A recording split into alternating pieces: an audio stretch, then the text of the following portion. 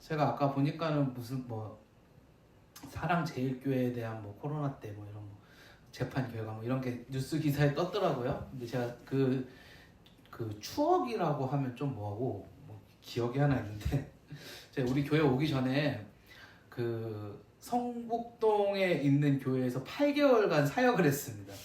8개월간. 전 제 인생에서 8개월밖에 사역을 안 했던 경험은 한 번도 없었거든요. 다 적어도 3년, 제일 짧았던 게 3년 반 사역했던 것 같습니다. 그때까지. 그리고 그 전에 있었던 교회는 불광동에서 제가 만 10년 사역했으니까 전 되게 어디 한 사역지를 가면 오래 있는 편인데 그 교회에서 8개월 만에 나왔습니다. 왜 나왔냐면요. 저희 목사님이 그 당시에 목사님이 유명한 태극기 부대셨는데 저보고 광화문 집회를 가야 된다고. 제가 광화문 집회를 몇 번을 끌려가가지고 그 바닥에 앉아가지고 정광훈 목사가 나와서 개인적으로는 목사라고 부르기 싫지만 이렇게 그 사랑에 대해서 이렇게 이야기를 하더라고요. 사랑제일교회선거. 그래서 하나도 공감이 안 되더라고요. 하나도 공감이 안 되고 하나도 공감이 안 되더라고요. 무슨 얘기를 했는지 그런 것까지 구체적으로 이야기 말씀 안 드리겠습니다. 또 정치적인 성향이 저랑 다르신 분이, 저는 사실 정치적인 성향은 없습니다. 없고요. 그냥 제가 목회자인데 왜 하나님 말씀 연구 안 하고 교회에 대한 일을 안 하고 거기 앉아 있는가가 그냥 짜증났을 뿐이었고요.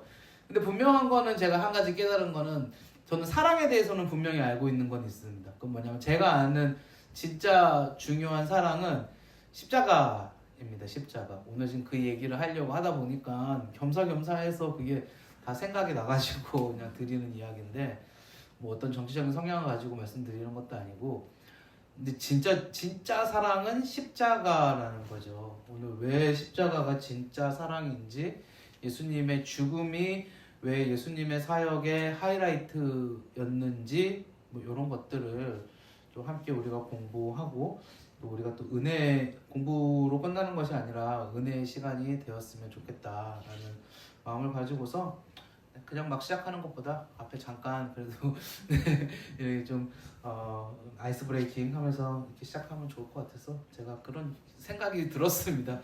네, 이 시간 기도하고 시작하도록 하겠습니다. 하나님 아버지 감사합니다. 오늘은 조금 무겁지만 우리가 예수님의 죽음이라는 주제로 예수님의 사랑이 얼마나 크고 놀라웠는지를 깨닫는 시간을 가지려고 합니다. 하나님께서 이 시간 우리를 인도하여 주시옵시고 예수님의 죽음에 있는 그 의미들을 잘 깨달을 수 있도록 도와주시옵소서. 감사드리며 예수님 이름으로 기도합나이다. 아멘. 네, 우리가 지금 예수님 기독론을 하고 있지요. 기독론이라는 것은 다시 한번 정리를 살짝 하고 넘어가자면 기독이라는 게 이제 우리가 예수님에 관련된 것이라고 하였었습니다. 그리스도를 음차화한 게 기독이기 때문에 이 예수님에 관한 것을 정리한 학문이 기독론이라고 하는 그 조직신학의 일부이고요. 조직신학이라는 거는 우리가 어깨 형님들이 함께 모여서 신학하는 게 아니라, 근데 신학을 조직적으로 정리한 것을 조직신학이라고 했는데, 이 조직신학에는 여러 갈래가 있는데 하나님에 대해서 정리한 신론, 인간에 대해 정리한 인간론, 우리가 이런 것들 지금 했었었죠. 그리고 이번에 우리가 하는 것이 예수님에 대해서 정리한 기독론이라고 하는 부분입니다. 그래서 오늘 우리가 이 기독론을 계속해서 하고 있는데, 이 예수님에 대해서 정리할 때 우리가 이번 학기에는 크게 세 부분으로 나누어서 하고 있었어요. 첫 번째 부분은 어린 시절, 출생, 출생 이런 것들 등등의 예수님의 사역 이전의 배경에 관련된 부분들을 했었죠. 기억하시죠? 자, 그 다음에 우리가 했던 부분이 무엇입니까? 예수님의 사역에 관련돼서 했습니다. 제가 이렇게 자꾸 이렇게 그 줄기를 자꾸 반복하는 이유는 잊어버리지 마시라고. 우리가 했던 게 뭐였는지 잊어버리지 마시라고. 두 번째 예수님의 사역에 관해서 우리가 했었죠. 그리고 이제 마지막은요, 예수님의 구원 사역. 예수님의 구원 사역에 관련된 부분, 오늘부터 4주간 4번에 대해서 예수님의 구원 사역에 대해서 할 건데요. 여기에는 예수님의 죽음, 그 다음에 예수님의 부활, 그 다음에 예수님의 승천, 그리고 예수님의 재림. 그러니까 구원 사역이라고도 할 수 있겠고요. 뭐 특별 사역이라고도 할 수 있겠죠. 이제 예수님의 어떤 좀 영적인 그런 사역들을 우리가 죽음, 부활, 승천, 재림에 관련된 내용들을 우리가 4주간 다루려고 합니다. 예수님의 죽음은 예수님의 죽으심의 의미에 관하여서, 그리고 부활이 우리에게 주는 유익이 무엇인지, 승천은 예수님의 승천의 의미와 승천 이후의 예수님의 사역에 관하여서, 재림은 예수님의 재림의 시기와 방법, 그리고 의미까지. 자, 여기까지는 다 이루어진 것들입니다. 예수님의 죽음, 부활, 승천까지는 다 이루어진 것들이고, 우리는 딱 한 가지를 남겨놓고 있죠. 아직 이루어지지 않은 것은 무엇입니까? 예수님의 재림입니다. 예수님의 재림은 앞으로 이루어질 내용입니다. 자, 오늘은 예수님의 죽음에 관하여서 한번 해보도록 하겠습니다. 예수님의 죽으심의 의미, 또 한 가지 예수님의 죽으심의 과정과 의미에 관해서 오늘 한번 해보려고 해요. 예수님의 죽으심의 과정과 의미. 기독교의 대표적인 상징은 십자가로서 신약 성경은 예수님의 죽으심을 유난히 강조한다. 그래서요, 이 신약 성경에는요, 특별히 예수님의 그 일종의 전기라고 할 수 있는 사복음서, 마태, 마가, 누가, 요한복음, 이 사복음서에는 마태복음 한번 보세요. 28장 중에 3분의 1에 해당하는 8장이 예수님의 죽음에 관하여서 적혀져 있어요. 그러니까 예수님의 죽음에 아까 말씀드렸던 과정, 그리고 의미, 뭐 이런 것들이 쭉쭉쭉쭉쭉 적혀져 있어요. 마가복음에는 16장 중에 무려 3분의 1에 해당하는 16장 정도, 상당히 분량이 많죠. 네. 그 다음에 누가복음 24장에 4분의 1, 6장, 요한복음 21장은 약 2분의 1인 10장, 상당히 내용이 많고요. 그리고 이 10장도 뭐 그냥 10장이 아니라 구절도 상당히 깁니다. 예수님의 십자가 사역에 가면 구절도 뭐 짧게 뭐뭐 하였느니라 뭐 이렇게 끝나는 게 아니라 뭐 어쩌고 이렇게 내용도 되게 길어요. 왜 이렇게까지 내용이 길까요? 내용이 길다는 거는 그만큼 중요하다고 강조하는 거죠. 그만큼 중요하다고 강조하는 겁니다. 그러니까 예수님의 죽음의 기사가 압도적으로 많다라는 사실은 예수님의 죽음이 그만큼 우리에게 중요하다라는 것을 보여주는 겁니다. 또한 사복음서만이 아니라 사도행전, 바울서신, 베드로서신, 히브리서신, 요한계시록 등에서도 예수님의 죽음에 관한 언급은 계속됩니다. 그러면 첫 번째 챕터, 예수님은 왜 죽으셨는가? 그럼 왜 죽으셨는가를 한번 생각해 보면 두 가지 관점에서 우리는 한번 살펴보려고 합니다. 첫 번째 관점은 인간적인 관점과 하나님의 관점에서 생각해 보려고 하는데, 인간적인 관점에서 먼저 간략하게 정리해서 보자면, 먼저 사람들의 악한 행동 때문에 예수님이 죽으신 겁니다. 근데 하나님의 관점에서 보면 하나님의 계획과 하나님의 뜻에 따라 된 것이며, 예수님이 하나님의 뜻에 순종하여 자발적으로 죽음을 선택하신 것이다 라는 게 이게 총 정리예요. 이미 정리를 해놓고 가는 거죠. 다시 한번, 예수님의 죽으심은 왜 죽으셨는가를 우리가 생각해 봤을 때, 왜를 생각해 봤을 때, 첫 번째, 인간적 관점에서 사람들의 악한 행동, 우리의 죄 때문이라는 거죠. 우리의 죄 때문에 예수님이 죽으셨다라는 것이고, 두 번째, 하나님의 관점에 봤을 때 이것도 똑같이 우리의 죄 때문입니다. 그런데 우리의 죄 때문에 하나님이 이미 계획하시고 하나님의 뜻에 따라서 실행되었고, 예수님은 그 하나님의 뜻에 순종하셔서 자발적으로 죽음을 선택하셨다라는 것입니다. 그러니까 어느 한 가지가 맞는 게 아니라 인간적인 관점, 하나님의 관점, 이 두 가지가 하나가 통합되어서 예수님의 죽으심이 실행된 것이죠. 이해되시죠? 네. 예수님의 죽으심이 실행된 것입니다. 요거는 이제 자세하게 보는 겁니다. 인간적인 관점에서 본 죽음. 여기에는 예수님의 죽으심의 과정도 함께 나와요. 예수님의 죽으심의 과정을 우리 한번 좀 생각해 볼 필요가 있어요. 자, 예수님 인간적인 관점에서 본 예수님의 죽음. 예수님은 유대 법정과 로마인의 법정에서 재판을 받고 사형원들마다 십자가에 달려 죽으셨다. 자, 첫 번째, 예수님이 누구한테 잡히셨죠? 예수님이 누구한테 잡히셨죠? 유대인 맞습니다. 유대인 중에 누구? 우리 예수님의 죽음에 대해서 잘 아는데 이게 헷갈려요. 이게 이제 여러분들께 시험하려고 이걸 드린 문제가 아니라 저도 되게 많이 헷갈려서요. 예수님의 사형을 선고한 사람은 누구죠? 빌라도. 네, 맞습니다. 빌라도는 어느 나라 사람이었죠? 로마. 근데 예수님은 누구한테 잡혔죠? 그러니까 이게 이제 좀 헷갈리는 거예요. 별거 아니에요, 별거. 되게 별거 아닌데 되게 헷갈려요. 정리를 한번 해드릴게요.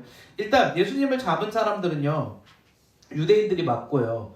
이 유대인 중에서도 누구냐? 대제사장, 서기관이라고 했던 사람들이었습니다. 근데 대제사장, 서기관 이 사람들은 어떤 사람들이냐? 유대의 지도자죠. 그러니까 단순히 그냥 종교적인 리더를 넘어서 이 사람들은 어떤 사람들입니까? 지도자, 뭐 그 당시에 관리자, 뭐 아무튼 뭐 우리 식으로 따지면 고위 공직자예요. 그러니까 굉장히 높은 직분을 가진 사람들이죠. 근데 이 사람들이 왜 예수님을 잡았죠? 이 사람들이 왜 예수님을 잡았을까요? 네, 맞습니다. 결국 그 사람들이 그 명분으로 삼은 거는 신성모독이었죠. 그런데 신성모독을 넘어서 명분이 아니라 진짜 예수님을 잡으려고 했던 이유는 뭐였냐? 그 예수님이 자신들이 고위공직자고 자신들이 받아야 될 인기와 명예와 자신들이 갖고 있던 모든 것들을 다 빼앗아갔기 때문에 정치적으로. 그래서 이 대제사장과 서기관들이 어떻게 한 겁니까? 예수님을 잡은 거죠. 결정적인 사건이 뭐냐면 예수님이 예루살렘에 입성하셨잖아요. 그때 사람들이 바닥에다가 그 올리브 나무 가지를 깔고 예수님이 지나가실 때 호산나 다윗의 자손이요 그러고 엄청난 군중들이 모여서 엄청난 환호를 했다라고 하지 않습니까? 그때 대제사장과 대제사장 가야바하고 이제 그 전직 대제사장 안나스하고 이런 사람들이 이제 그때 위기감을 확 느낀 거죠. 이렇게 가다가는 큰일 나겠다. 그리고 그들이 생각했던 것 중에 또 하나가 뭐냐면 이런 소요가 계속 났다가는 로마 사람들이 지금도 총독으로 우리나라 이스라엘에 와 있었지만 당시에 이스라엘은요 3등분돼 있었어요. 3등분 무슨 말이냐? 당시에 헤롯 왕하고요. 뒤에 나오는데 아켈 이름이 갑자기 기억이 안 나지. 근데 그 왕하고 그 다음에 이제 빌라도가 각각 나눠서 통치하고 있었던 거예요. 각각 나눠서 통치를 하고 있었어요. 그러니까 아직까지 그 본붕왕이라고 그러죠. 그 유대 사람이 왕이 돼서 통치하고 있었던 지역들이 있었는데 그 예수님께서 그렇게 그 인기를 얻으면서 사람들이 어떤 그 노마에 대항하고 밀란이 나면 완전히 우리나라가 그 로마가 군대를 더 많이 파견해서 넘어갈 수 있겠다라고 하는 위기감이 있었다라는 것이죠. 위기감. 그러니까 이런 모든 상황들을 맞춰서 그럼 예수님을 잡긴 잡아야겠는데 뭐를 잡을 것이냐 했을 때 명분이 예수님이 마침 하셨던 말, 내가 이 성전을 헐고 사흘 만에 다시 짓겠다라고 했을 때 그게 이제 신성모독으로 잡혀가게 되는 것이죠. 근데 그 예수님이 말씀하셨던 내가 이 성전을 헐고 사흘 만에 다시 짓겠다라고 하셨던 그 성전은 예수님 본인이셨는데 그 당시에 그 지도자들이 그것을 제대로 바라볼 수 있는 영적인 눈은 당연히 없었겠죠. 그래서 그렇기 때문에 예수님이 잡혀가셨는데 문제는 뭡니까? 이 사람들이 첫 번째로 그렇게 잡았어요, 예수님을. 그리고 나서 예수님을 신문이 아니라 고문이죠. 없는 죄도 자백시키는 고문을 한 다음에 어떻게 합니까? 죽일 만한 명분을 만들어 갖고 예수님을 죽이려고 하는데 만약에 이 사람들이 예수님을 직접 죽이면 어떻게 돼요? 이 사람들이 살인을 저지른 게 돼버리는 거예요. 네네. 그런 것도 있고 노마법 자체 그 당시에 실정법에 어긋나는 자기들이 사형을 언도할 힘 자체가 없어요. 그러니까 그 당시에 실정법에 어긋나는 거예요. 그러니까 사형을 언도할 수 있는 그거는 누구한테만 있냐면 로마 당국에게만 있는 거죠. 로마 당국에게만 있기 때문에 그래서 어쩔 수 없이 누구한테 넘길 수밖에 없냐면 빌라도한테 넘길 수밖에 없는 겁니다. 근데 빌라도한테 넘겼는데 빌라도가 딱 보고 어떻게 합니까? 예수님이 죄가 없다라고 이상한데 이제 그 빌라도는 어떤 그 한 식민지의 총독까지 하는 사람이니까 얼마나 정치적으로 노련하겠습니까? 근데 빌라도는 저 사람이 죄가 없다라고 이야기했지만 다 알고 있었던 거죠. 이게 정치적인 사안이다.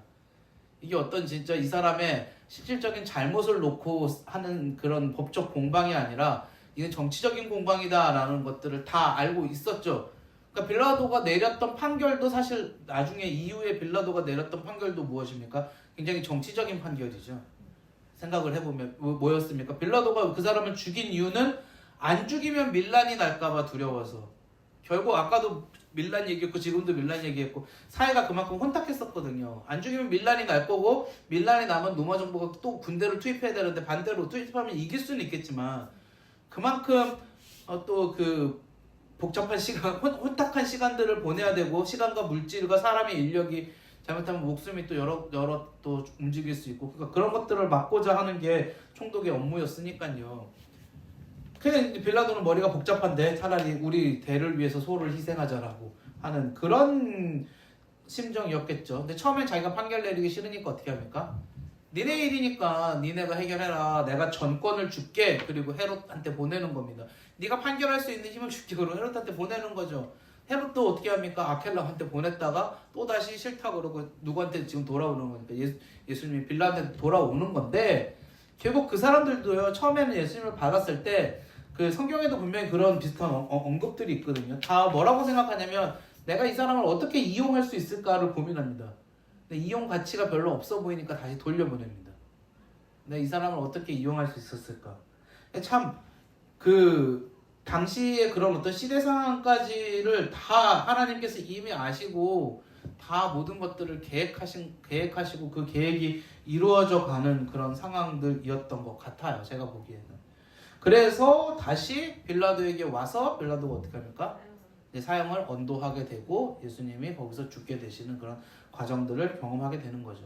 그러니까 이거는 인간의 지저분한 모습들을 끝까지 그 예수님의 사형의 그 과정들을 통하여서도 인간이 얼마나 지저분한 모습들을 가지고 있었는지를 이렇게 보여주는 그런 사건 중에 또 하나가 될 수도 있습니다.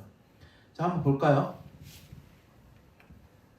제가 이야기했던 것도 있고 이제 이야기 안 했던 것도 나올 텐데 한번 정리해서 보도록 하겠습니다.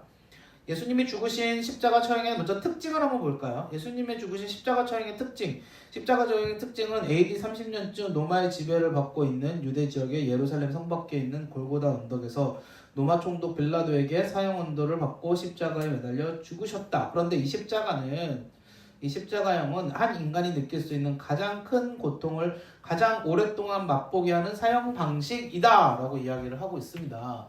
여러분 이슬람교의 상징이 뭐죠? 너무 어려운 거 여쭤봤다. 불교의 상징이 뭐죠? 연꽃 아닌가? 연꽃 맞죠? 불교의 상징 연꽃, 뭐 만자이기도 하고 이슬람교의 상징은 초승달. 제가 꽃은 잘 못 그리는데 꽃을 만약에 그린다고 치면 꽃을 이렇게 그리면 꽃은 이쁘죠. 초승달도 뭔가 신비롭고 이쁩니다. 근데 십자가는요? 십자가도 우리는 되게 예쁘다고 생각하고 바라보고 있는데 당시 사람들은 십자가를 절대 이쁘다고 바라볼 수 없었던. 그러니까 지금 누가 책에 그런 옛날에 필립 얀시 이런 분들이 책에 그런 얘기를 썼더라고요. 존 스토트 이런 분들이. 십자가를 목에 달고 다니는 것은 지금 현 시대를 그 사람들 미국 사람이니까 현 시대를 살아가는 미국인들이 전기 의자 모형을 목에 걸고 다니는 거가 똑같은 것이다 하는 이야기를 하는데 상당히 공감이 됐습니다. 그러니까 십자가는 사형 도구입니다. 십자가는 사형 도구인데 십자가는 어떻게 되는 사형 도구인지 알고 계세요 혹시? 이게 십자가라는 사형 도구는 그 사람을 쉽게 얘기하면 말려 죽이는 사형 도구래요. 말려 죽인다. 무슨 말이냐면 그 사람을 십자가에다가 못 박지 않습니까? 못 박으면 여기 머리가 있을 거고 팔이 있을 거고 다리가 있을 거면 못을 박으면요 이 사람이 바로 죽는 게 아니라 못 박은 그 자리에서 출혈이 계속해서 발생을 한다는 거죠. 그리고 이 사람이 여기 못을 이렇게 박았는데 무게가 있을 거 아닙니까? 그럼 계속 이렇게 아래로 처지는데 몸을 이제 자기가 이 아래로 처지니까 얼마나 고통스럽겠어요. 못 박아놓은 상태에서 자기가 몸을 위로 자꾸 끌어올리는 상태에서 저도 잘은 모르는데 쇼크가 오고 그리고 이제 몸이 굉장히 뒤틀린다라고 하더라고요. 이게 굉장히 그러니까 올라갔다 내려갔다를 계속 반복하는 상태에서 피가 계속 나면서 말려 죽이는데 보통 이 사람이 죽는데 3일 정도 걸린대요. 이틀에서 3일. 그러니까 굉장히 고통스러운 상황에서 예수님은 6시간 만에 돌아가셨어요.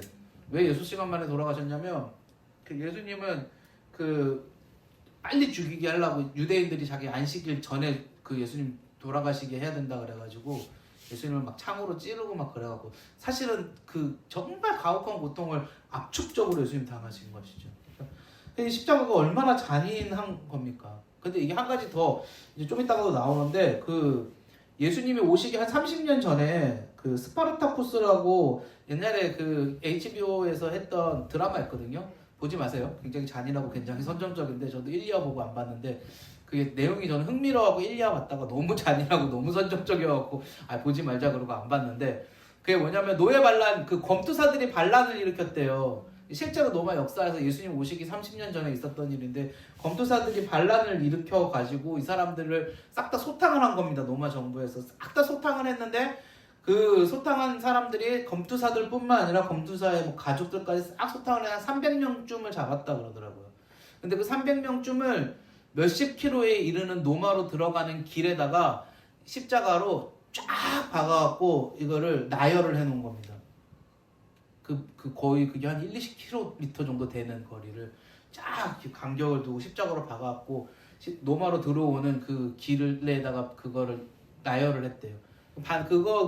그 반란이 엄청난 반란이었고 진압하기도 엄청 힘들어갖고 그렇게 했다라고 하는데 결국 그 말은 보여주는 건 뭐냐면 반란자들, 노예들 가장 잔인하고 가장 사람들에게 임팩트가 강하게 죽이는 방법이 십자가였다라는 것이죠.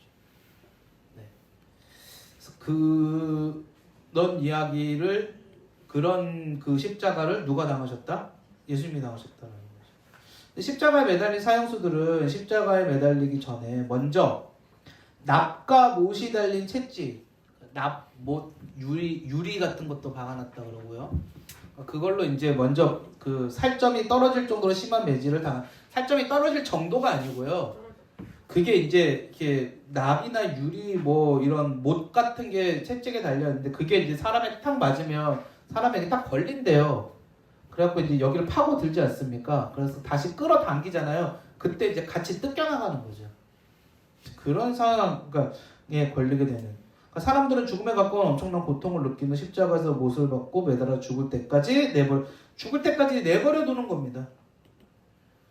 그리고 이때 사형수들은 매우 큰 부끄러움과 수치를 느끼게 되는데 그 사형수로서 거기 매달려 있다는 것 자체가 부끄러움이었겠죠. 또 한 가지는 옷도 하나도 안 입혔. 뭐 지금 뭐 십자가형 보면 뭐 이렇게 속옷만 입고 있고 이거 아니었고요. 실제 십자가는 다 벗겨가지고 매단다 그러더라고요. 십자가형은 이렇게 노예들과 반역자들을 처벌하기 위한 당시의 처벌 방식이었는데 여기 보면 로마는 이렇게 수치스러운 사형법을 사용한 이유가 십자가형이 주인에게 반란을 일으킨 노예들이나 로마 제국의 반역을 일으킨 정치적 반역자를 처벌하기 위한 처형이었고요. 로마 시민권을 가진 사람에겐 절대 사용하지 않았고요. 십자가에 매달린 사람은 실패한 반역자라는 것을 의미했고 실제로 예수님이 오시기 한 30년 정도 전에 아까 제가 말씀드렸던 그런 사건도 있었기 때문에 당시의 사람들에게 있어서 이 십자가는 정말로 크고 무섭고 수치스러운 그러한 처벌 방식이었다라는 게 머리에 아마 각인되어져 있었을 것이다 라는 것을 우리는 쉽게 생각해보고 확인해 볼 수 있습니다. 예수님은 빌라도 총독에게 재판을 받기 이전에 유대 지도자들에게 먼저 재판을 받으셨습니다. 자, 이제 흐름이죠. 유대 법정에 먼저 쓰셨고요. 그 다음에 빌라도에게 쓰셨고요. 그 다음에 헤롯한테 갔다가 다시 빌라도에게 오게 되죠. 그리고 여기서 사형 언도를 받게 됩니다. 자, 보면 예수님은 전직대제사장 안나스와 가야바 전직이고요. 현직입니다. 이 사람들이 둘 다 아까 왜 했다 그랬냐면 자기들의 그러한 어떤 권력과 힘을 잃어버릴까봐 신문을 받으셨고 공식적으로 사내들인 공회 이스라엘은 공회라는 게 있어요. 이스라엘에는 공회라는 게 있는데 공회가 왜 존재를 하냐면 사실 이스라엘이 그 예수님 오시기 전에 400년 전에 어떤 일이 있었냐면 이 사람들이 바벨론으로 그 다음에 이런 바벨론, 페르시아 이런 데에 포로 생활을 했었잖아요. 그 포로 생활을 하면서 거기서 하나님 앞에 거기는 성전이 없잖아요. 거기서 어떤 모임을 갖는 게 공회예요. 공회. 그래서 이 공회는 유대인들이 모이는 곳곳마다 다 있어요. 공회. 어쨌든 여기 공회에서 이 지금 그 재판을 받고 사형에 해당하는 죄를 지었다고 판결 받으셨어요. 제목이 무엇이었을까요? 유대 지도자들은 종교적 신학적인 이유로 예수님을 죽이려고 하였는데, 예수님이 아까 우리 했던 내용, 성전 논쟁, 예수님이 성전을 헐고 사흘 만에 다시 지을 것. 대제사장이 이에 대해서 추궁하자 처음엔 답변하지 않으셨죠. 대제사장이 내가 너로 살아계신 하나님께 맹세하게 하노니 내가 하나님의 아들 그리스도인지 우리에게 말하라. 그리스도, 네가 하나님의 아들 그리스도냐. 그러자 대제사장은 예수님이 그리스도 즉 하나님의 아들인지를 물어본 것인데, 사무엘하 7장 2절에서 16절에 나오는 나단의 예언에 따르면 종말에 올 메시아는 다윗의 아들로서 성전을 건축할 자라고 하였다. 즉 예수님이 자신을 하나님의 아들 그리스도라 주장한다면 자신을 하나님의 아들 그리스도라고 말한 것과 같다. 이게 무슨 말이냐면, 자신을 하나님의 아들 그리스도라 주장했다면 성전을 다시 지을 거니까 하나님의 아들 그리스도라고 내가 말한 것과 같다. 무슨 글을 이렇게 썼지? 이건 아닌데. 네. 아무튼 예수님은요 자신을 하나님의 아들 그리스도라고 주장한 겁니다. 주장했죠.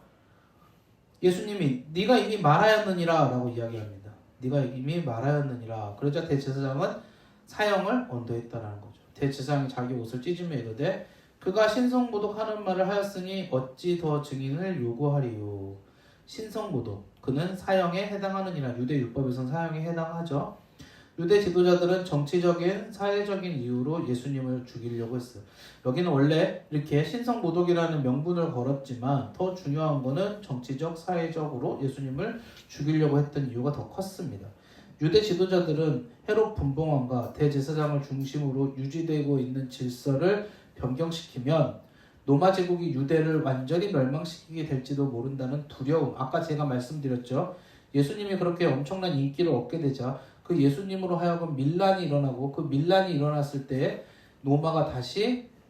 노마인들이 다시 이 이스라엘로 들어오고, 그런 과정에서 이스라엘이 완전히 무너질까봐, 그렇게 되면 자신들이 가지고 있었던 권력도 무너지게 되는 결과가 생길까봐 거기에 대한 두려움이 있었죠.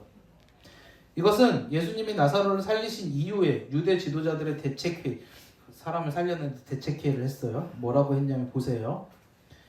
이에 나사로가 살아난 이후에 대제사장들과 바리새인들이 공회를 모으고 이르되 이 사람이 많은 표적을 행하니 우리가 어떻게 하겠느냐.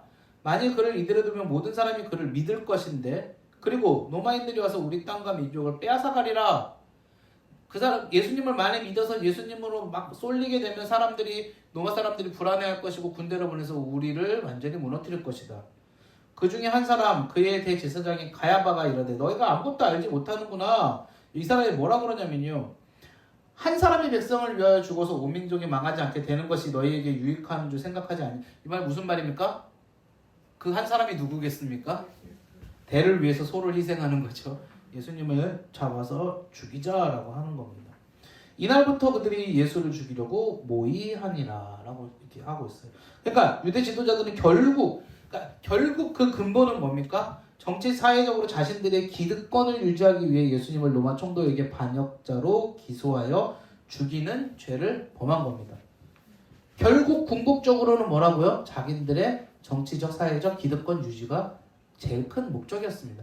여러 가지가 있었겠지만 대의 명분은 신성모독이었지만, 그러니까 이게 참 그 인간들의 죄가 얼마나 큰지를 보여주는 거예요. 로마 법정에서의 재판, 왜 예수님은 로마 총독 빌라도에게 십자가형을 언도받으셨는가요? 하필은 왜 예수님은 로마 총독이었나? 아까 다 했던 이야기인데 한 번 더 해보겠습니다. 예수님 당시에 유대는 로마의 지배를 받고 있었기 때문에 유대인을 사형시키는 권한이 누구한테 있었다? 로마 총독에게 있었다. 실정법적으로. 예수님은 빌라도 총독에게 기소된 제목은 자칭왕 그리스도라는 것이었는데, 왜 그러면 유대 아까 지도자들은 신성모독으로 지금 보세요. 재밌는 게 이거예요. 자기들은 지금 예수님의 사형 제목이 신성모독이었어요. 근데 지금 여기서 신성모독에서 로마 법정으로 넘어가면서 제명이 바뀌어요. 자칭왕 그리스도로 바뀌어요. 비슷하면서도 뭔가 묘하게 달라져요. 제 말이 무슨 말인지 이해되시죠? 비슷해요. 비슷한데 자칭 왕 그리스도라는 것도 신성 모독 같이 보이긴 하는데 뭔가 묘하게 달라지는 게 뭐냐면 자칭 왕이에요. 자칭 왕. 이게 무슨 말이냐면 로마로 넘어가면서 이 제목을 뭐라 그러냐면 이 제목을 로마에 반역하는 죄로 넘겨버리는 거예요.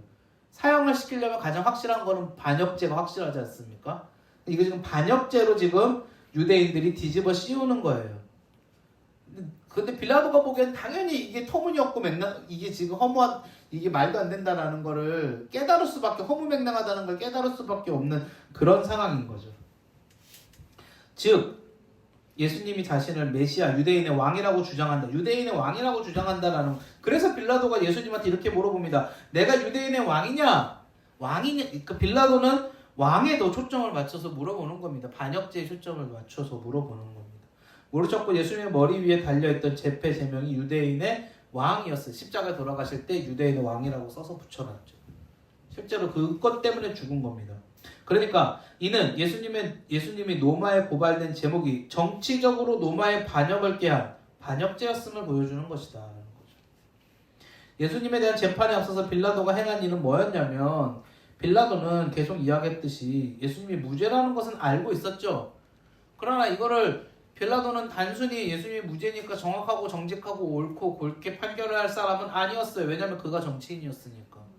정치적으로 판단할 수밖에 없었죠. 그러나 예수님을 고발한 유대 지도자들이 예수님을 사형에 처하라고 하였고 빌라도는 위기를 모면하기 위해 첫 번째 재판을 헤롯 왕에게 떠넘기려고 했죠. 그러나 헤롯이 다시 돌려보내죠. 그러니까 어떻게 합니까? 예수님을 때려서 놓겠다라고 이야기를 하죠. 야, 죽일 정도까지는 아니잖아. 적당히 벌 줘서 다시 내보낼게. 말 알아듣게 내가 만들어줄게. 그런 거죠. 그러나 사람들이 그것도 거부하죠. 여론이 거부한 거죠. 빌라도는 6월절에 제수를 사면해주는 총독의 전례를 통해 예수님을 석방시키려고 하였지만 사람들이 그것도 보내지 않고 누구를 살렸습니까? 네, 바라바를 살렸죠. 바라바는 당시에 상당한 그 가장 유명한 사형수, 강도, 살해 뭐 이런 거 했던 사람이었다고 하죠. 그리고 뭐라고 했어요? 물을 가져다 씻으면서 자신의 결백을 오모. 나에게는 죄가 없다. 근데 나에게는 죄가 없다 그러고 손을 씻었어요. 빌라도가. 근데 저는 이 빌라도를 생각할 때 불쌍하다는 생각을 되게 많이 해요. 언제 많이 하면 사도신경 하면서. 네, 본디오 빌라도에게 고난을 받으사 그 문구를 기독교인들이 최소한 일주일에 한 번은 하고 있잖아요. 새벽기도 열심히 나오신 분들은 매일 하고 있어요. 본디오 빌라도에게 고난을 받아서 진짜 자신은 죄가 없다라고 손을 씻었는데 왜 죄가 없습니까? 죄가 있죠. 지금 결국 빌라도도 지금 뭡니까? 자신의 이익을 위해서 예수님을 죽인 건데 죄가 있죠. 그래서 예수님은 사형을 빌라도에게 언급받으셨죠. 빌라도는 이 사람을 놓으면 가이사의 충신이 아니니이다. 가이사가 누굽니까? 우리가 많이 부르는 카이사르.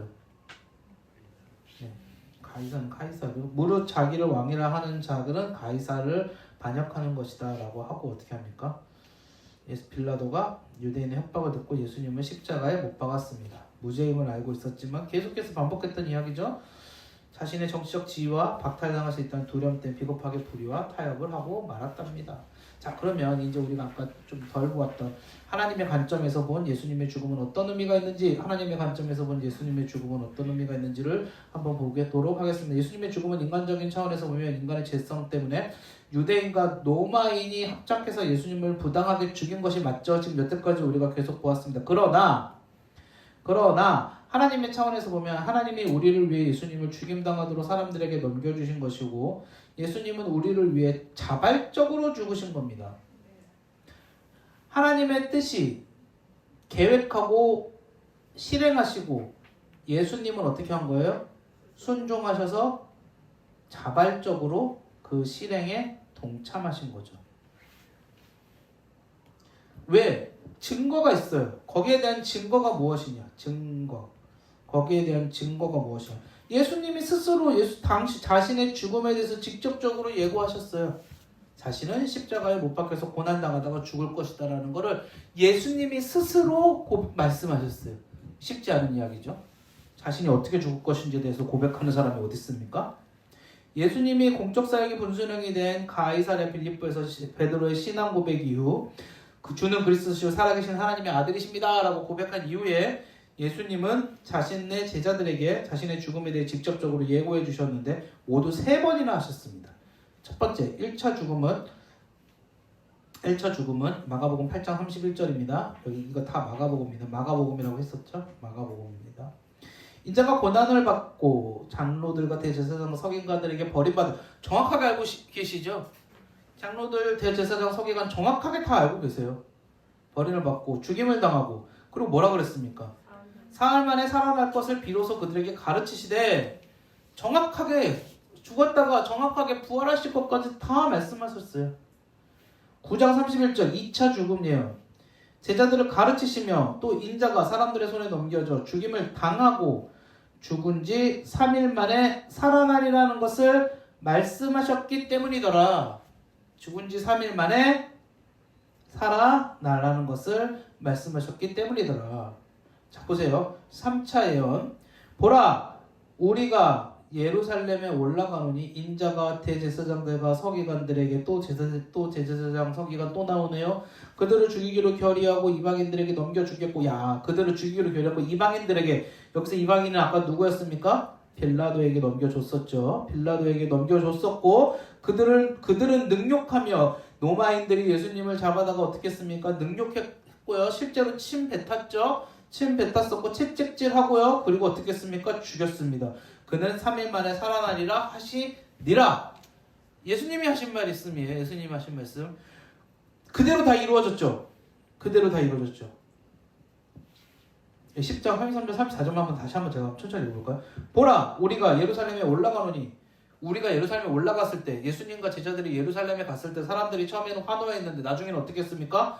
대제사장 서기관들에게 넘겨줬고요. 그들이 죽이기로 결의하였고, 이방인들 로마인들에게 넘겨줬고, 능욕당했고, 침뱉음 당했고, 채찍질하고 죽였고요. 그런데 그것으로 끝나지 않고 3일 만에 부활하셨고, 실제로 모두가 다 그대로 그 순서 그대로 이루어질 내용을 그대로 다 예수님이 예언하신 거예요. 그러니까 예수님이 이거를 모르고 계셨다라는 거는 첫 번째로 말이 안 돼요. 시간적인 순서로도 또 말이 안 돼요. 모르고 계셨다? 일단 말이 안 돼요. 예수님 다 알고 계셨어요. 근데 우리는 큰 고난이 다가오면 피하고 싶은 게 사람의 인지상정이잖아요. 지난번 말씀드렸나? 점을 왜 보죠? 제가 점 보는 사람들 이렇게 얘기 들어보면 점 보러 갔대요. 근데 우리 집에 큰 우환이 닥칠 거래요. 그래서 우환이 닥칠 거구나. 난 미래를 알았어. 그러고 돌아오는 사람은 아무도 없답니다.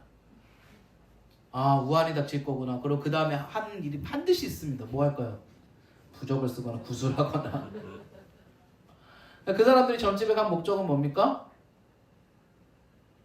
다가올 재난을 피하려고 한 거지, 다가올 일을 단순히 호기심으로 알려고 간 게 아니에요. 궁극적인 목적은 그렇지 않습니까? 사람은 그래요. 미래를 알면 피하고 싶은 게 인지상정이죠. 근데 예수님은 이렇게 엄청난 고난과 이렇게 엄청나게 고통스러운 죽음을 맞이할 걸 알고 싶으셨다면 피하고 싶은 게 당연한 거 아니에요? 그러니까 예수님이 겟세마네 동산에서 뭐라고 그러셨습니까? 할 수만 있다면 이 잔을 내게서 옮기시옵소서. 하지만 내 뜻대로 하지 마시고 아버지 뜻대로 하옵소서라고 기도하신 이유가 뭐였습니까? 그렇죠. 죽는다는 거 아시고 거기에 대한 고통도 인간으로 계셨기 때문에 아셨다라는 것이죠.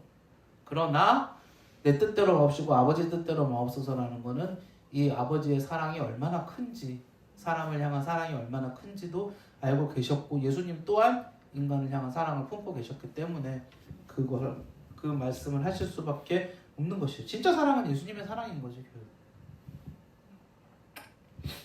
이 예수님의 죽음에 대한 간접적인 예고도 많아요. 첫 번째 보십시오. 변화산에서 내려오시면서 세례 요한이 죽임당했던 것 같이 자신도 대적의 손에 죽임당할 거라고 말씀하셨어요. 예수님이 왕이 되실 때 최고의 자리를 요구하는 야고보와 요한의 요구에 대해 인자가 온 것은 자기 목숨을 많은 사람에게 대속물로 주려 함이다 라고 말씀하셨어요. 악한 농부의 비유를 통해서 자신의 죽음이 유대인들의 수세기에 걸쳐 하나님의 메시지를 거부한 것의 절정이라고 말씀하셨어요. 유대인들이 그만큼 죄를 졌고 그만큼 잘못했었다. 인간들의 죄가 끝이 없다. 내가 그 제 때문에 이 땅에 왔다는 거 보여주신 거죠.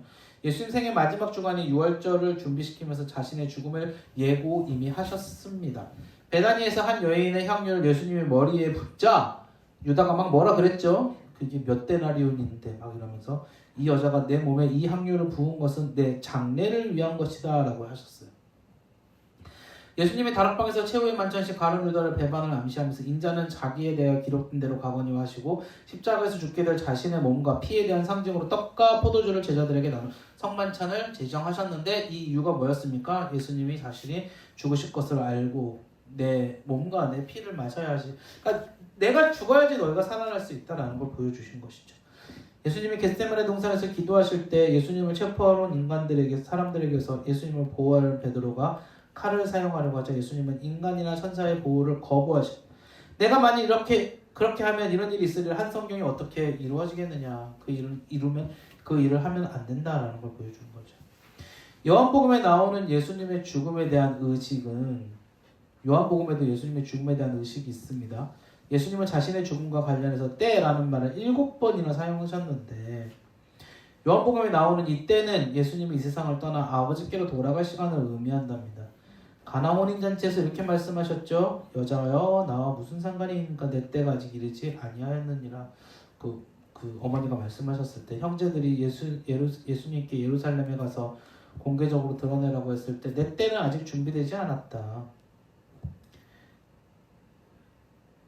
왜 똑같은 말이 써있죠? 네, 4번 똑같은 겁니다. 이거 2번하고 3번 똑같은 말이 써있고 똑같은 때입니다. 너희는 명절에 올라가라. 내 때가 아직 차지 아니하였으니 나는 이 명절에 아직 올라가지 아니하노라.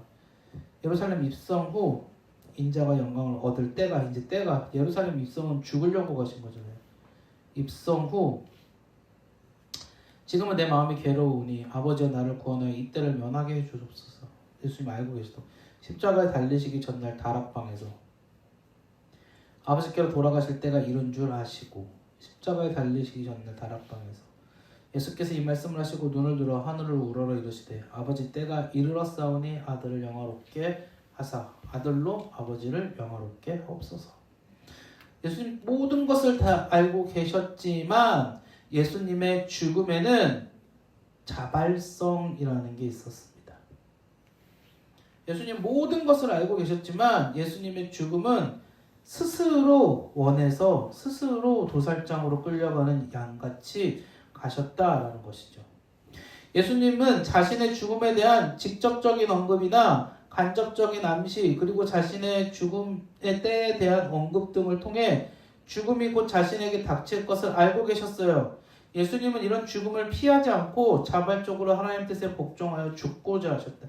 예수님은 스스로 죽고자 하셨다라는 거예요. 예수님은 자신의 죽음이 하나님 뜻의 성취, 즉 성경의 성취임을 보여주셨습니다. 마가복음 14장 21절 인자는 자기에게 대하여 기록된 대로 가거니와 라고 합니다. 십자가에 매달렸을 때 가상칠언, 가상칠언이라는 게 무슨 말이냐면 십자가에 매달렸을 때 말씀하셨던 7가지의 이야기가 가상칠언이라고 그래요. 가상칠언. 가상, 네, 상상 이런 게 아니고요. 네네. 허구 이런 게 아니고 십자가의 가상, 그 위에 매달리셨을 때 했던 7가지 언어. 그 중에 3가지를 한번 볼까요? 이게 다 사실은 구약 성경에 나온 이야기의 성취들이라는 거예요. 보세요. 나의 하나님 어찌하여 나를 버리셨나이까? 내가 목마르다. 아버지 내 영혼을 아버지 손에 부탁. 근데 제가 생각하기에 여러분 그런 거 있어요. 아니 어떤 사람도 그런 얘기를 해요. 아니 당연히 예수님 구약을 알고 계셨는데 자기가 메시아인 것처럼 보이려고 그 십자가에서 이런 이야기들을 했겠지라고 이렇게 이야기하는 사람이 있는데 저는 알고 있어도 못할 것 같아요. 그 고통 가운데서. 여러분 알고 있다고 이게 그렇게 줄줄줄 나오겠습니까? 내가 죽어가고 있는데 어떻게든지 이렇게 비판하려고 여러분 이 이야기를 실제로 했고 들은 사람이 있다라는 것 자체가 예수님이 메시아라는 증거입니다. 여러분 같으면 이거 알고 있다고 하시겠어요? 십자가에 못 박히셔가지고 지금 내 정신이 지금 왔다 갔다 하고 죽어가고 있는데 알고 있다고 하시겠어요? 말도 안 되는 소리죠. 제가 너무 세게 얘기했는데 죄송합니다. 근데 말도 안 되는 소리 맞죠? 제가 생각하기엔 그래요. 예수님은 자발적으로 자신을 죽음에 내주셨습니다. 예수님은 자신이 하나님의 아버지의 뜻을 행하며 아버지의 일을 완성하기 위해 오셨다는 것을 아셨고요. 예수님은 목적을 이루기 위해 잃어버린 자를 찾아 구원하러 오셨으며 죄인을 구원하여 죄인은 자유롭게 해주려고 오셨기 때문에 자발적으로 자신의 죽음을 내줄 수 있었습니다. 라는 부분입니다. 책 하나만 소개해 드릴게요. 그리스도의 십자가. 저자가 존 스토트라는 저자의 그리스도의 십자가라는 책이 있어요. 네. 왜 줬지? 아무 생각 없이 줬네. 네, 그리스도의 십자가. 정말 좋은 책입니다. 정말 좋은 책입니다. 내용이 조금 어렵습니다. 정말 좋은 책입니다. 이 책은 기독교인 필독서입니다. 네, 이 책은 기독교인 필독서. 제가 중간중간에 막 예하되고 했던 내용 여기서 따온 거 되게 많습니다. 보시면서 저기서 베꼈구나 이렇게 생각하시면 됩니다. 근데 저도 이거 보면서 제가 군대 있을 때 이거 봤는데 진짜 너무 은혜로워. 너무 저는 이거 보면서 너무 좋았습니다. 이 책은 제 인생 책입니다. 이 책 꼭 보십시오. 네, 이거 기독론 할 때 이거 꼭 한번 소개해드리고 싶었는데 이거 한번 꼭 보시기 바랍니다. 네, 제 인생 책입니다. 누가 제일 좋아하는 책 뭡니까? 그럼 그리스도의 십자가 이야기합니다. 네, 진짜로. 네, 예수님의 죽음에 관한 인간적인 관점과 하나님의 관점의 종합. 다 했으니까 빨리 해볼게요. 인간적인 관점, 인간의 죄가 예수님을 죽게 하였다. 하나님의 관점, 인간을 구원하기 위해서 하나님이 계획하시고 실행하시고 예수님이 자발적으로 동참하셨다. 예수님은 죄인들을 구원하시려고 스스로 자신을 죽음에 내어주셨다. 베드로는 오순절 설교에서 이 두 가지 사실을 결합해서 이렇게 이야기했대요. 한번 보세요. 사도행전 2장 23절 A는 앞부분이라는 거예요. 23절 B는 뒷부분이겠죠. 이렇게 얘기했습니다. 그가 하나님께서 정하신 뜻과 미리 하신 대로 내준 바 되었거늘. 거기서 그가 누굴까요? 예수님이 하나님이 정하신 뜻과 미리 하신 대로 내준 바 되었거늘 너희가 법 없는 자들의 손을 빌려 못 박아 죽였다. 인간이 얼마나 악했다. 그리고 하나님은 이렇게 계획하셨다라는 걸 동시에 설교 하나에서 다 보여준 베드로. 오늘 시간이 왜 이렇게 많이 갔죠? 한번 계속 빨리 해보겠습니다. 예수님이 말씀하시는 예수님의 죽음의 의미는요. 예수님의 죽음의 의미를 고찰할 때 가장 먼저 예수님은 자신의 죽음을 어떻게 생각하고 계셨는가를 살펴보아야 하는데, 왜냐하면 예수님은 십자가에 돌아가시기 전에 이미 자신의 죽음에 대해 직접 또는 간접적으로 예고하시고 자신이 자발적으로 죽임을 당하실 것을 말씀하셨기 때문이다. 예수님은 왜 자신이 죽어야 하는지에 대한 목적과 이유를 분명히 알고 계셨습니다. 왜 죽어야 되는지에 대한 목적과 이유를 분명히 알고 계셨대요. 특별히 예수님이 십자가에 달려 돌아가시기 하루 전날 다락방에서 최후의 만찬 때 떡과 포도주를 가지고 하신 극적 행동은 예수님의 죽음의 의미를 말해준다. 그럼 예수님의 죽음의 의미가 뭘까요? 이제 한번 해보겠습니다. 첫 번째, 많은 사람을 위하여 흘리는 이라는 말은 이사야 53장 10절에서 12절에서 인용된 것인데, 이 말의 의미는 뭐냐? 지금부터가 중요한 겁니다. 여호와의 종은 자신의 대속적인 죽음을 통해 하나님의 백성의 죄를 덮어버리고 그들을 의롭게 하는 제사를 드리는 인물이다 라는 거예요. 이게 무슨 말이냐? 여호와의 종은 자신의 대속적인 죽음을 통해 하나님의 백성의 죄를 덮어버리고 그들을 의롭게 하는 제사를 드린다라는 거예요. 하나하나 설명을 해볼게요. 우선 여호와의 종이 누굽니까? 예수님이죠. 그건 우리가 잘 알고 있습니다. 그런데 여러분 생각해보세요. 예수님이 종이에요?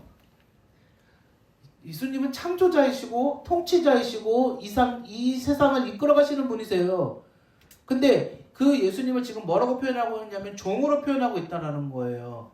무슨 말이냐? 예수님을 죄인으로 말하고 있다는 거고, 예수님을 어린 양, 제물로 이야기를 하고 있다는 거고, 예수님을 어떤 하나님의 명령을 수행하는 사람으로 이야기하고 있다는 거예요. 그건 뭐냐? 예수님이 실제로 그러신 분이 아니라 자기 스스로 신분을 그렇게 낮추셨다는 걸 의미하는 겁니다. 이거는 예수님의 사랑이 아니면 절대로 불가능한데, 그래서 여호와의 종은 자신의 대속이 뭘까요? 네, 대신 죽는 거죠. 대신 죽는 거를 대속이라고 불러요. 대속. 성경에 이런 말이 되게 많이 나오죠. 구속, 속량 이런 말이 나오죠. 구속, 속량, 대속 이런 말이 되게 많이 나옵니다. 제가 이 구속을 가지고 한 이야기를 해볼게요. 여러분 구속이라는 말은요. 구원 플러스 속량입니다. 구원 플러스 속량이에요. 그러면 구원은 알겠어요. 우리가 어떤 것에 대해서 건짐을 받는 걸 구원이라고 그러죠. 그것에 대해서 면함을 받는 걸 구원이라고 그래요. 속량은 뭘까요? 속량 되게 많이 하죠. 구속이라는 말 되게 많이 쓰죠. 그럼 구속이라 그래갖고 애들한테 구속 그러면 뭐 어디 잡혀간다 이렇게 생각하고 세고랑 친다 이렇게 생각하는데 그거 아니죠. 속량이 뭘까요? 속량. 네, 죄를 속죄해주는 거. 속량은 당시에 로마에 노예들이 있었죠.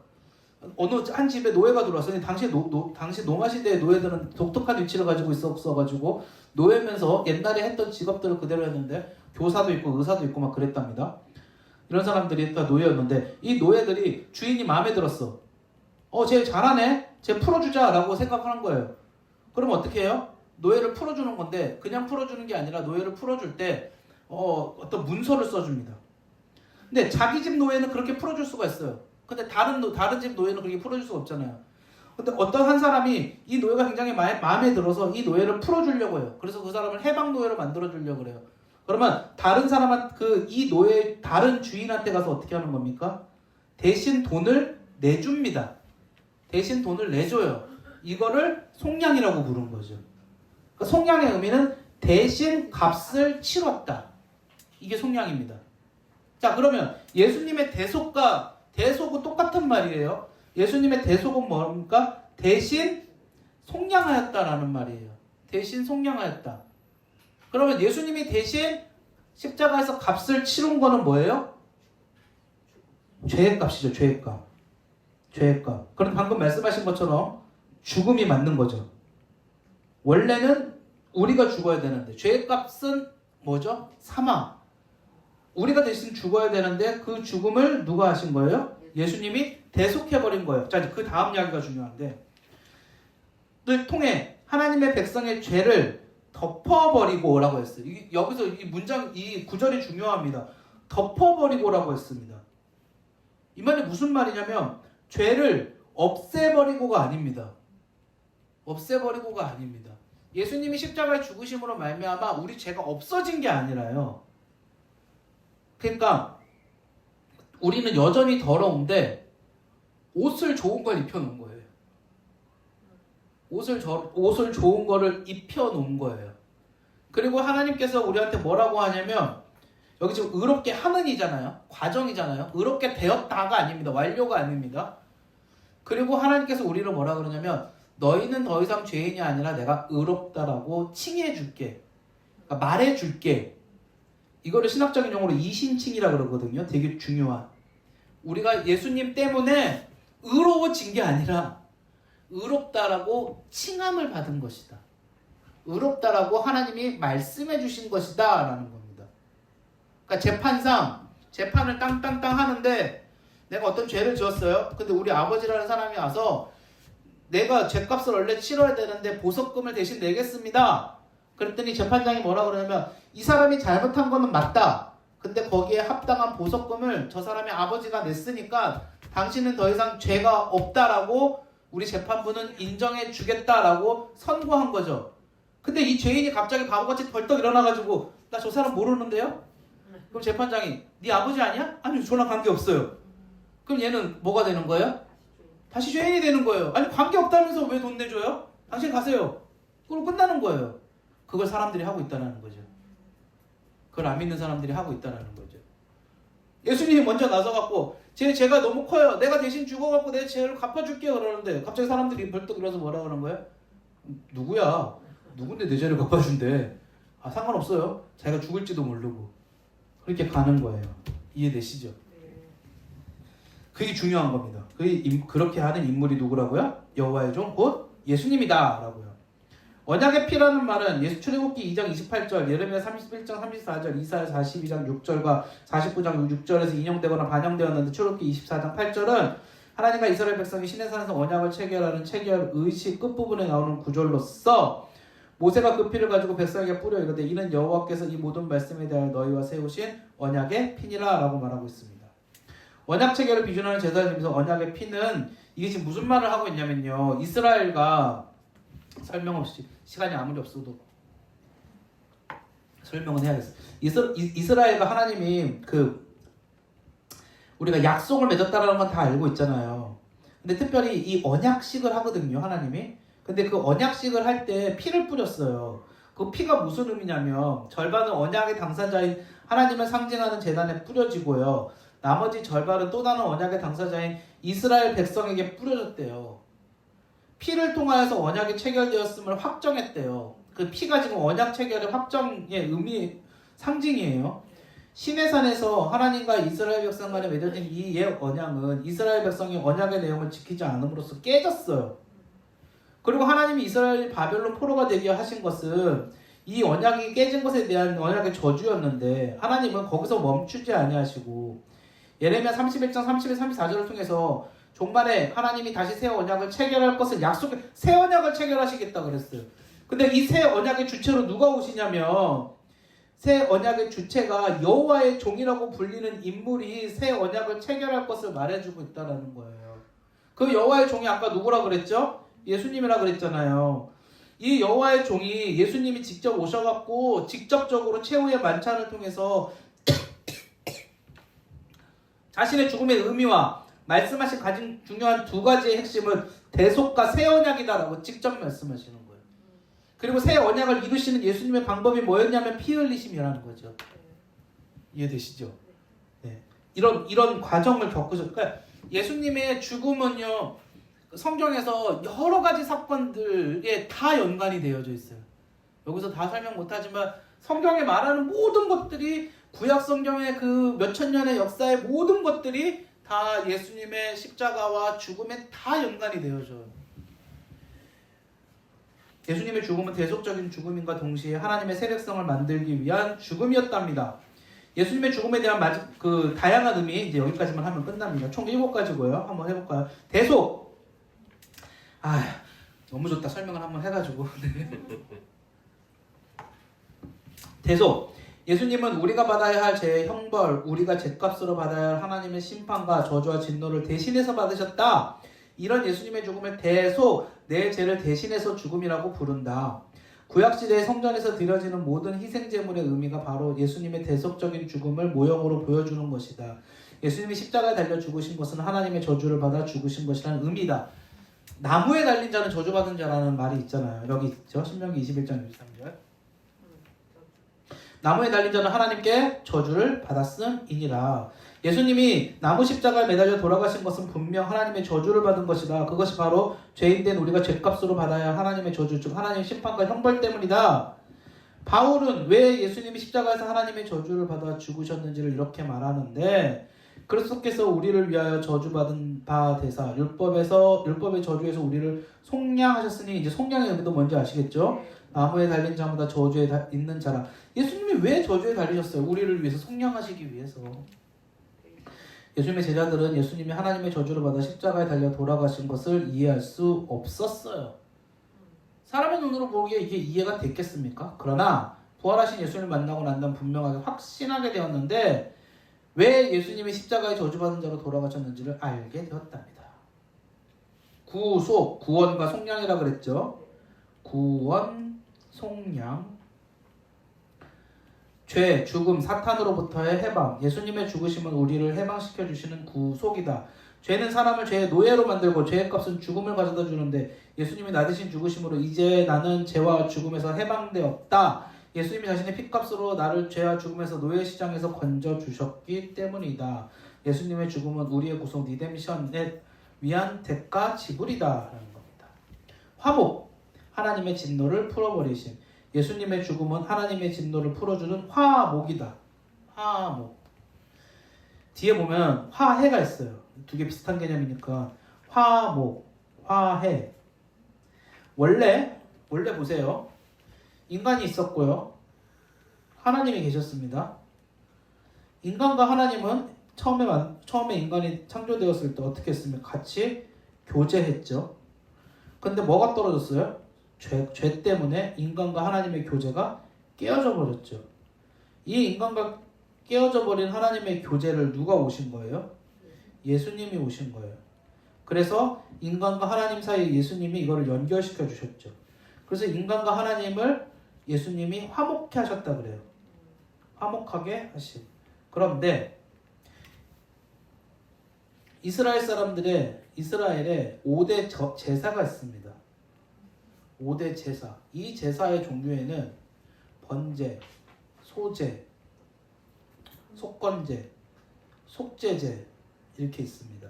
그리고 하나가 뭐냐면 원래 세 번째인데 화목제라고 있습니다. 이 화목제가 뭐냐면 하나님과 우리 사이에 깨졌던 관계를 회복시키는 제사가 화목제입니다. 화목제. 예수님께서는 이 5가지의 제사를 모두 다 이뤄내셨어요. 그 중에 하나가 이 화목제라는 겁니다.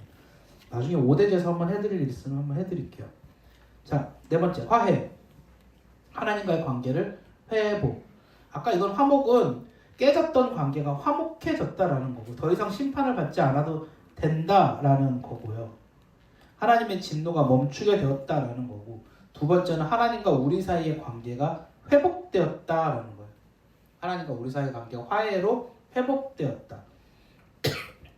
원래는 원수가 되었는데 원수된 사이가 이제 예수님의 죽으심으로 다시 평화를 누리게 되었다. 화해하게 되었다라는 거죠. 5번째, 사탄에 대해서 승리하였다라는 겁니다. 예수님의 죽음은 사탄에 대한 승리다. 사탄에 대한 그 승리를 예언한 아주 유명한 구절 있죠. 창세기 3장 15절. 아담과 하와가 죄를 짓자마자 뱀한테 이렇게 말씀하시죠. 너의 후손은 그의 발꿈치를 상하게 할 것이요 그의 후손은 너의 머리를 상하게 할 것이다. 시작하자마자 말씀하셨죠. 여기에 대한 승리가 이루어진 거죠. 그럼 지금 사탄은 왜 있나요? 지금 사탄은 이렇게 생각하시면 돼요. 사형 선고. 사형. 요 기간에 있는 거예요. 요 기간에. 이해되시죠? 사형 선고, 사형. 요 기간에 사탄이 있는 거예요. 마지막 하나님의 계시. 예수님의 죽음은 하나님이 어떤 분인가를 우리에게 가장 잘 보여준 하나님의 계시이기도 하자. 예수님의 십자가 죽으심을 통해 하나님은 죄를 반드시 심판되어야 한다라는 하나님의 공의와 죄인을 구원하시려고 자기 아들까지도 죽기까지 내주시는 하나님의 사랑을 역사상 가장 크게 나타내 주셨다라는 겁니다. 예수님의 십자가 죽음이라는 방법으로 우리를 구원하시는 과정은 하나님의 지혜와 능력을 우리에게 가장 크게 보여준 사건 계시랍니다. 계시. 하나님께서 우리에게 보여주신 거예요. 하나님의 사랑이 얼마나 큰지를 보여주신 거예요. 보여주신 거. 자, 오늘은 여기까지고요. 그래서 예수님의 죽으심, 예수님의 십자가에 관련돼서 오늘은 한번 이야기를 해봤습니다. 사실 그 예수님의 죽으심에 관련돼서 이야기를 1시간 만에 못해요. 네, 이야기 1시간 만에 못하고 성경 이야기도 할 게 많고 뭐 들려드리고 싶은 이야기도 되게 많고 한데 압축해서 하다 보니까 오늘 시간이 좀 많이 갔네요. 양해해 주시고요. 네, 어쨌든 그 예수님의 죽으심이 제가 아까 서두에 말씀드린 것처럼 이 세상 어떤 사람이 이야기하는 사랑과 보다도 예수님의 죽으심은 우리의 죄 때문에 죽으셨던 거기 때문에 우리가 생각하기에 우리의 죄에 대해서 아파하고 우리의 죄 때문에 그 힘들어하고 예수님 앞에서 조금 더 거룩해지려고 노력하는 것이 예수님의 사랑에 보답하는 길이라고 저는 생각합니다. 그래서 우리가 그렇게 나아갈 수 있는 그리스도인이 되기를 간절히 바라고요. 이 시간에 기도하고 마치도록 하겠습니다. 하나님 아버지 감사합니다. 우리가 주님의 뜻을 따라 우리의 죄 때문에 죽으신 예수님을 묵상하면서 그 하나님의 사랑을 알고 우리도 예수님의 사랑에 보답하고자 거룩한 삶을 살아가려고 애쓰고 노력하는 우리가 될 수 있도록 주님께서 축복하여 주시옵소서. 이 시간 하나님께서 함께하여 주셔서 성령으로 우리를 인도해 주신 줄 믿고 감사드리며 예수님 이름으로 기도하옵나이다. 아멘.